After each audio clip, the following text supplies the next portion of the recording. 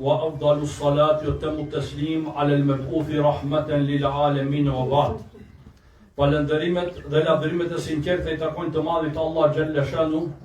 Përshëndetjet, paqja dhe shpëtimi qofshin mbi Muhamedit sallallahu alaihi wasallam, mbi familjen e tij, mbi shokët e tij si dhe gjithë ata të cilët e ndjekin rrugën e tij me sinqeritet deri në ditën e gjykimit. Vëllezër të nderuar, motra të nderuara, pra ju të gjithë që jeni prezent tu në xhamin e Sepahut në Siri dhe gjithë ju që na ndiqni live në këto momente, sfari lusë Allahun xhalla shanuhu që agjerimin ton, namazin ton dhe të gjitha punët e mira të cilat I bëjmë në këtë muaj të bekuar kabull t'i bëjmë. Amin. Lusë Allahun xhalla shanuhu që edhe këto ditë të këtij muaji të bekuar që na kanë ngelur, inshallah na mundson t'i kalojmë me adhurim, me ibadet dhe me punë të mira, për shkak se muaji Ramazan është një rast I veçantë I cili nuk përsëritet më gjatë vitit jashtë se vitin e ardhshëm në të njëjtën, pra sipas kalendarit të hënës kur e ka kohën. Për atë është e rëndësishme, vëllezër dhe motra të nderuara, që muaji Ramazan maksimalisht ta shfrytëzojmë për favorin ton, jo për favorin e Allahut xhalla shanu. Ai s'ka nevojë për kurrë. Nevojë kemi ne dhe inshallah duhet të mundohemi që të përfitojmë sa ma tepër nga ky muaj I bekuar. Ajo që sonte dëshiroj të shpjegoj ka të bëje me një aspekt të Ramazanit dhe të agjerimit që lidhet me njerëzit në nevojë, pra me fukara.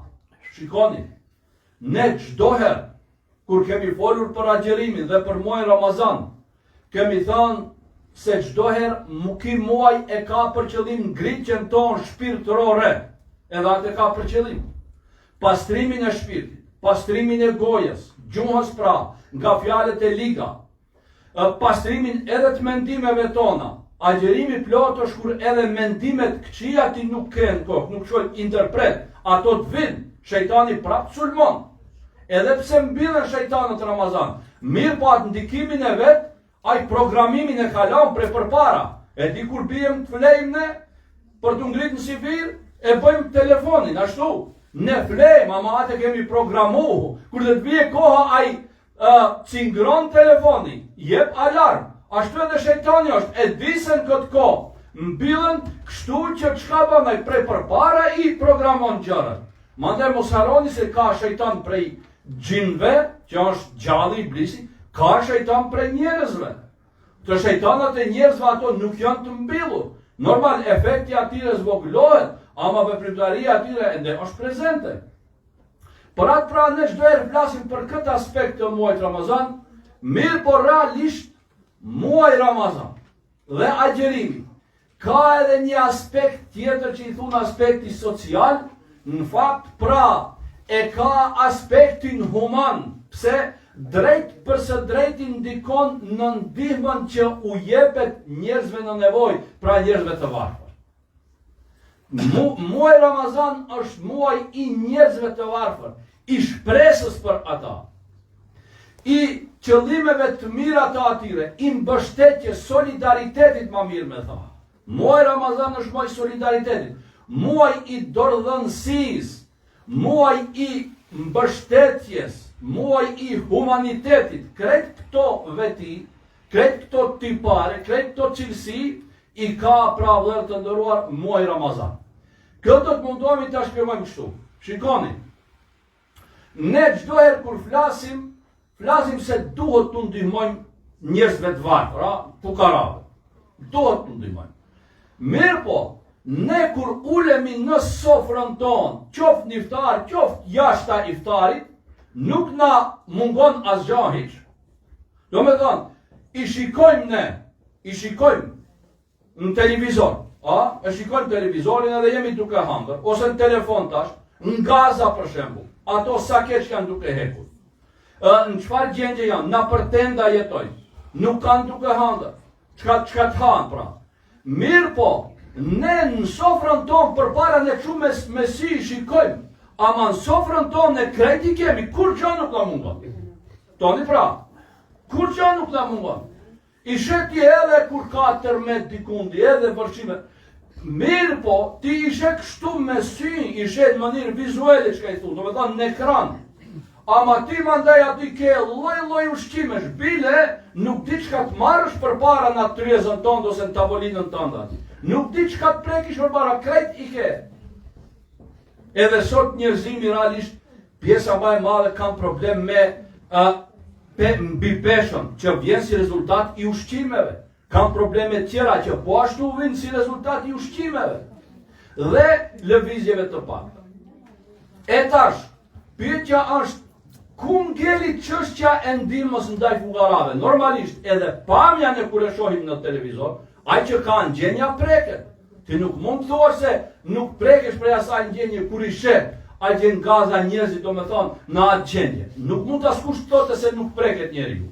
Kush e di sa i pasur me qenë, jemi njerëz që ndjenja edhe prekesh. Mirë po, a e përjeton ti në trupin tënd? Kjo është pyetja jo. Pse krejt i ke? As njëri nuk ndalet thote, për shembull unë sot nuk ka tash ose si është rish pa bukë si rinë ata. Askush nuk e thot këtë. I vjen keq, ndihmon ndoshta edhe materialisht, mirë po nuk e di, nuk e ndjen domethënë veten e vetes se çka është ajo. Kur vjen muaji Ramazan, vëllezër të nderuar dhe motra të nderuar, ne pikërisht kalojmë këtë fazë prej mendimit në praktik. Do të thotë prej aspektit teorik në aspektin praktik, edhe në përshkolla. Nëse nxënësi ti mba vetëm teori, të mësojnë teori, ai s'di kur gjë. Faktikisht me nxjerrat në praktikë ai s'di ku që nise. Veçanërisht këto shkencat ose këto profesione që kanë bëjnë me makina, që kanë bëjnë me gjëra të ndryshme. Ti atë automekanikun për shembull. Teoretikisht normal do t'ja tregosh njëherë gjëra, do t'ja shpjegosh. Ama nëse nuk e sjell ti t'ja tregosh çka është ajo te vetura, t'ja hapish veturën, ta shohe ai vetëm me teori nuk di ka çanise. Duhet ta zbresësh në praktika, ta preke atë si është. Mjeku për shembull. Shikoni, për t'u bërë mjek, nuk mjafton vetëm ta kalosh lëndët ti marrësh me 10 ose me 7 ose ku disa me sa.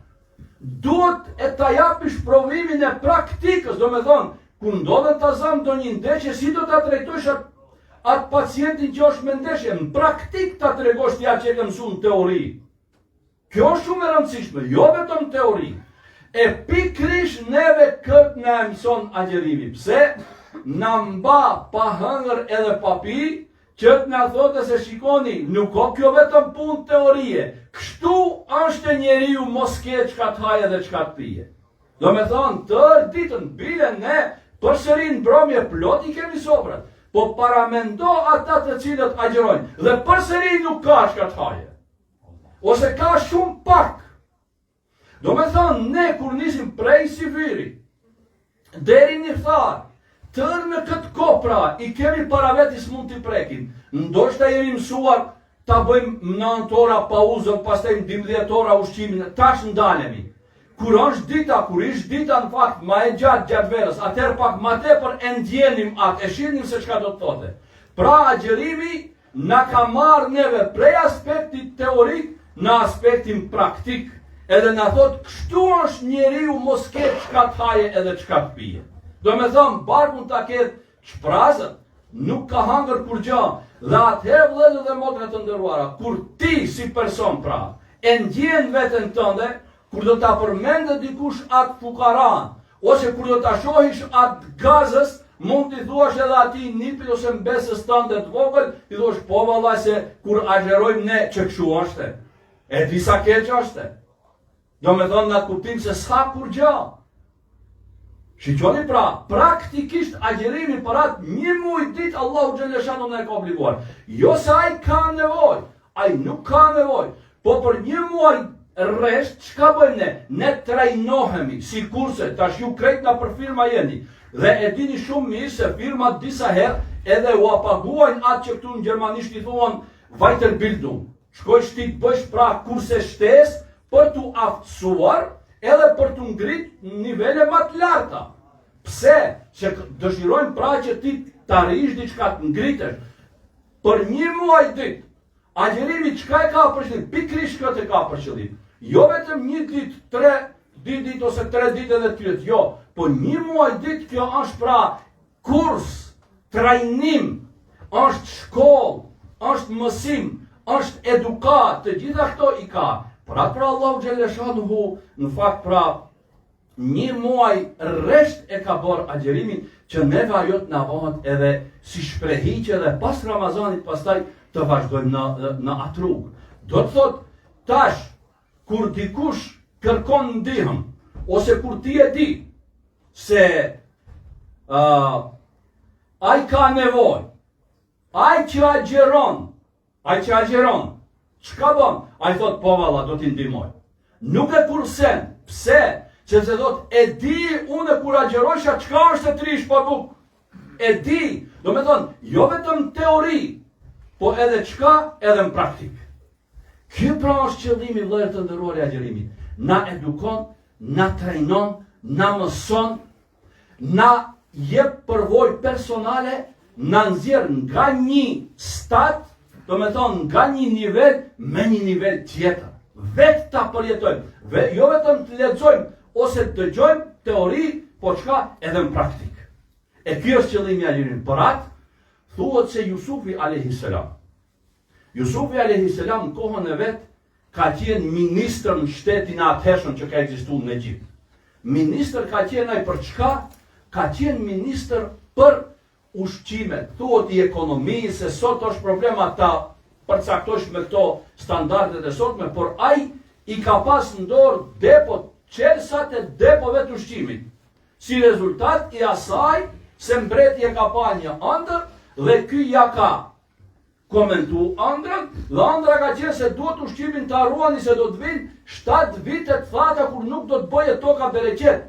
Dhe këtë ushqim ju çka do të harruani, do ta magazinoni, pastaj prej këtij do të halin, do ta shfrytëzoni. Domethënë, Jusufi alayhis salam në dorë kishte qelçat e depove të magazinave të ushqimit. Ai ishte përgjegjës, ai ishte ministër për këtë punë. Edhe thuhet se Jusufi alayhis salam shumë ka agjeruar. Edhe i kanë thënë, kanë pyetur pse agjeron shumë. Ka thënë agjeroj se unë i kam në dorë depot, qelçat e depove të ushqimit. Unë kur dua mund shkoj të marr edhe të ha. Po agjeroj ta di se si kalojnë ata të cilët nuk kanë çka të hanë. Edhe unë mos shkoj të preki aty. Domethënë çka përvoja personale, shiko, agjeroj ta kuptoj se unë si ministër i kam qelçat në dorë, unë mund shkoj të marr edhe askush nuk do të kur gjë. Po unë dua që ta përjetoj në veten time sa rënd është, sa vështirë është që mos kesh ka të hash edhe të pish, dhe për këtë pra agjeroj që ta di zortin, gajlen dhe dertin e atyre të cilët nuk kanë çka të hanë edhe çka të pish. Shikoni pra Jusufi alayhis salam në kohën e vet. Pra agjerimi vëllezër të nderuar është një mas edukuese i cili çka bën? Na bën neve që jemi edhe ma human realisht. Duke përjetuar në veten tonë çështjen e uris, na bën që të jemi edhe ma human, edhe ma solidar kur na kërkohet, dhe veçanërisht po ashtu në Ramazan. Krahas asaj që thamë përmes agjerimit bëhet humanizimi, e kemi edhe sadakatul fitrin që jepet. Po ashtu jepet për fukara. Do të thot, agjerimi pra muaji Ramazan është edhe në këtë aspekt një ndihmë për njerëzit e varfër. E jep në fund të Ramazanit gjithë ne e japim sadakatul fitrit, që u ndihmohet me atë pra kuj fukarave, njerëzve në nevojë, që edhe ata ditën e Bajramit ta ndajnë gëzimin bashkë me muslimanët e tjerë. Po krahas sadakatul fitrit, po ashtu vëllezër e kemi edhe zeqatin, se shumë njerëz e kanë bërë që zeqatin ta nxjerrin muajin Ramazan. Do të thotë zeqatin mund edhe gjatë vitit ta nxjerrish. Po është e preferuar të jepet zeqatin muajin Ramazan për shkak vlerës që e ka Ramazani. Dhe jarin ditë mira, edhe farzin e zeqatit që e krinë zeqatit, në të njëjtën kohë jep në muajin Ramazan edhe sevapet e Ramazanit i merr, sepse në Ramazan shtohen shpërblimet për veprat. Edhe në këtë drejtim, muaji Ramazan pra na del si muaj i humanizmit, i solidaritetit edhe i ndihmës me njerëzit e varfër. Lusë Allahu xhaleshanuhu që lutjet tona, duat tona t'i pranon, nga të këqija të na largon, insha Allah në këtë Ramazan dhe në të gjitha Ramazanet tjera në vend të mundshme që sa më tepër të përfitojmë nga ky rast i jashtëzakonshëm, i shkëlqyeshëm dhe të dalim para tij inshallah faqebar. Walillahi